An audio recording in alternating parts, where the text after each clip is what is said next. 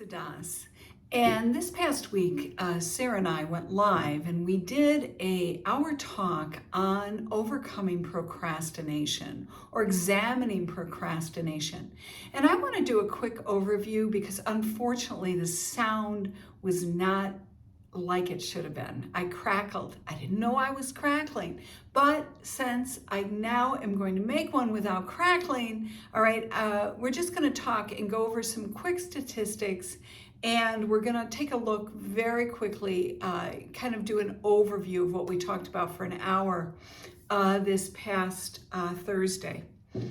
So the first thing I want to talk to you about, and sorry, I am going to look at some notes because we're dealing with statistics here, so I apologize that I'm looking down. Statistic is not off the cuff here. But I want to point out some statistics because I don't think people realize that procrastination is such a huge problem. In fact, it states here that more people struggle with procrastination than suffer with alcoholism, substance abuse, and depression. So that's huge. So more people struggle with procrastination than alcoholism, substance abuse, or depression. So this is a big problem. The question as to why we struggle with procrastination is pretty huge, and nobody seems to have nailed the problem yet. However, we're going to look at one thing about the problem, and that is the fear of the unknown, or fear and the tentacles of that, fear of rejection, all right, fear of the unknown, and some other things. So some other statistics on procrastination is interesting because in 1970 or in the 70s, they appears to be that only 5% of adults were considered to be chronic procrastinators. Today, it's in the 20 percentile. So it's at least up to 20%, if not 25, closing in on 30% of all adults say they have a chronic procrastination issue. So that's like, 1 out of every 4. 25%, right?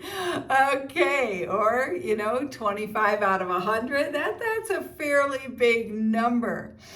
And what's interesting is that there is a note that as lines between work and life blur, procrastination is becoming increasingly more common, especially forms of bedtime procrastination. Hello! When I was a kid, I hated to go to bed. The reason I hated to go to bed is I felt like I was going to miss something. And today, my biggest struggle to getting to bed on time is not that I feel like I'm going to miss something, but I feel like I could just do one more thing before I go to sleep. Like extending that time and putting out one more piece of content is going to make tomorrow better. Well, it never does. In fact, the earlier I go to bed, the earlier I get up makes the day better. And I actually always find that if I put off what I could be doing late at night while I'm nodding off, right? And I do it first thing in the morning, I get it done 10 times faster. Because I am a morning mind person. I think best in the morning. Now, not everybody does, but for me, that works better. So, but it's interesting also as an entrepreneur, as somebody who works out of their house, all right, I don't know if that has had any effect on procrastination for me, but I can see how it could. I've been doing it so long, probably since the 70s. I've been doing it so long that I've got quite a really well-established routine. I haven't been going into an office for a very long time. So, but people that do, they have to completely build their lives around their outside office time. So, they stop on the way home from work and they pick up food, or they order, or, they have a different concept. But once, those lines get blurred and you're in the house, then you really do, find that you have to create a different system. Okay, that's enough said on that. Now, how about this one? Women are twice as likely as men to suffer from bedtime procrastination. Now, I don't know why that is, but okay. We like to watch movies before we go to sleep, or some show or something. We like to, have sugar plums dancing around in our heads, I guess, when we want to go to bed. All right. Or we have, we worry a lot more. I am not sure. I'm a good sleeper, and I'm not sure why that is, but okay. People with low self-confidence, difficult setting realistic goals, task aversion, high levels of distractibility and impulsivity are most likely to fall victim to procrastination. Okay. All right. That is so true, because if you haven't put it on paper, what you're going to do, if you just keep all this stuff in your head, and you don't have a plan to execute, you will procrastinate more. Absolutely true. I guess I should probably touch a little bit more on that. Sorry, I didn't mean to do a sigh there or pause, but I was like, oh, I want to touch more on this. So I was sighing because I really didn't want to move on. All right. So low self-confidence. And I find that to be so true. Two things you do: you build up your mindset, you build up your skill sets. Difficulty setting realistic goals, we just talked about that, how important it is to put a plan in action. But a planner does not make a plan. And this is why we created the Blockit Planner, because we are actually teaching you how to plan. And to plan a project, it doesn't mean putting it on a piece of paper. It doesn't even mean creating a battle board. It actually has to incrementally unfold. And that's what we teach you to do. Now, with that said, all right, task aversion. If you are not a task person, you will avert tasks. I have bought every possible app that exists of to-do list to put all my tasks, right? I'm not a task person. I'm a visionary. Very different. I complete projects in a different way. And if you give me a bunch of tasks, you're going to still be sitting with that list a week later. I'm motivated completely differently. However, Sarah, she is a task like ninja, right? She loves tasks. So you give her a task list and she'll be boom, boom, boom, boom, boom. Very different thinking. However, there's a lot more I'll say about that. A lot more we did say in our talk. So we'll talk more about that in different areas. But nevertheless, if you're not a task person, task aversion will be right at the top of the list until you learn how to block time.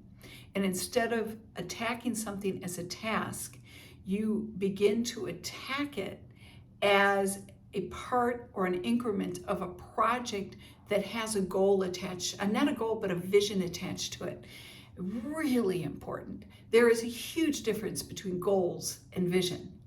And when you put purpose, see, goals, right, they're like an end result. But a purpose is something that sits with you every day.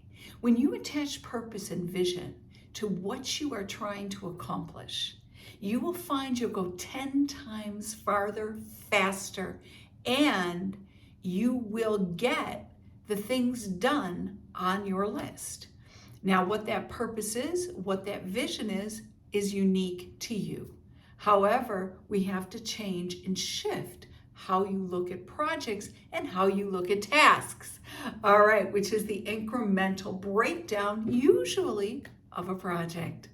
Okay, and then it says here, high levels of distractibility and impulsivity are most likely to fall victim to procrastination. You know, we are subject to that. There is not one human being that has a smartphone or is connected to the internet that is not subject to distractibility, impulsivity. However, it is not difficult to contain. Now, I have friends that are always on their phones, and I don't know why, they keep the sound on their phone always open. Now, I don't know about you, but every time I hear that sound, I get distracted. So if I'm going to focus on something, I have got to turn that sound off. Sure, I can have my stereo playing, you know, I have that surround sound and I can have that playing in the background. That's not the same. But when I have to work on something, I cancel, silence all notifications until I'm done with that block of time. And it's not a hard thing to learn or to put in motion. And that's one of the subjects we're going to be talking about. But let me just give you a little insight right now. People say that to create a habit, you need 21 days, 60 days, 30 days, 45 days. None of that works, because I've done 45 days, 60 days, 30 days, 21 days, and given the right climate, I will fall back into my old patterns that quick, just that quick. And there is one way, though, to create a habit in one day. And that is to connect a habit to a habit. To connect the habit you want to create to a habit. To connect a trigger regarding the habit you want to implement to something that you already do, and you do it good, you do it consistently, and you do it right. When you connect those two, you will be surprised at how fast a habit can be created. Now, I'll be talking a lot more about that later, but one of the habits you must learn is how to reduce distraction and impulsivity. Now, that's a habit. And we're going to be talking more about that, because these two things are actually triggers for distraction. And I apologize, triggers for procrastination. So if you want to procrastinate, you turn on the TV, you can scroll through social media when you should be reading something or doing some work or doing something else, and it becomes a real, actually, habit connected to procrastinating when you need to be getting things done. So let's work on that. And then, all right, we're already in 13 minutes. I'll tell you what, I'm gonna stop this video.